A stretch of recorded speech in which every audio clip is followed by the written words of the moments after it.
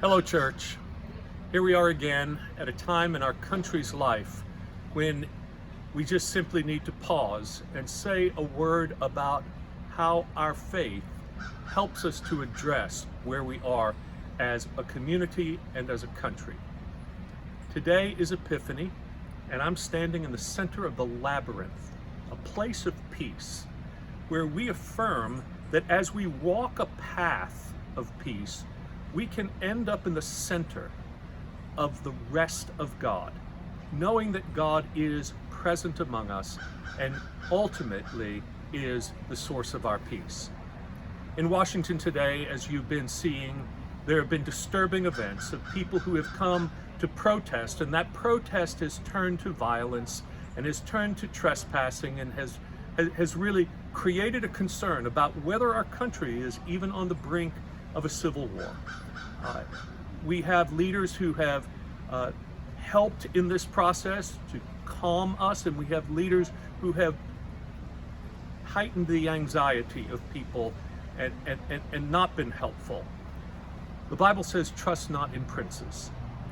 Put your trust in the Lord. So what should the people of God do?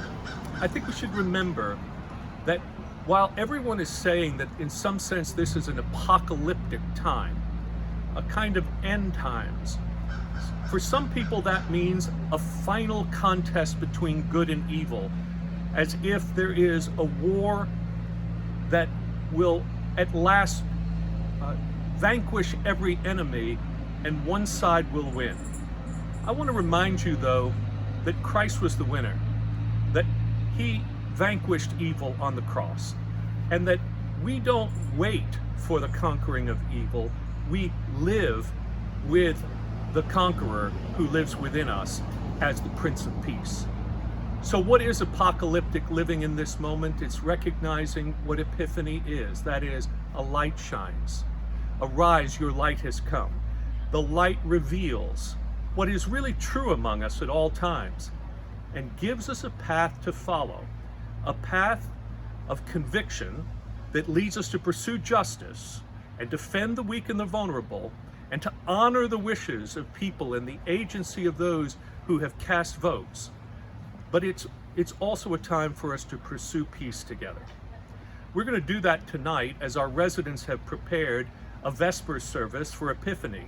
And this has been a great education for them because they are learning what has to happen sometimes in church when at the last minute things in the world have changed, or in your community or in your church. And so they're adapting that a little bit, but they're going to go on generally with the plan they had, because here's the thing: life goes on. God is still with us and among us. Christ is one, and we can trust in that at all times. So church, join us at 6 and arise, for your light has come.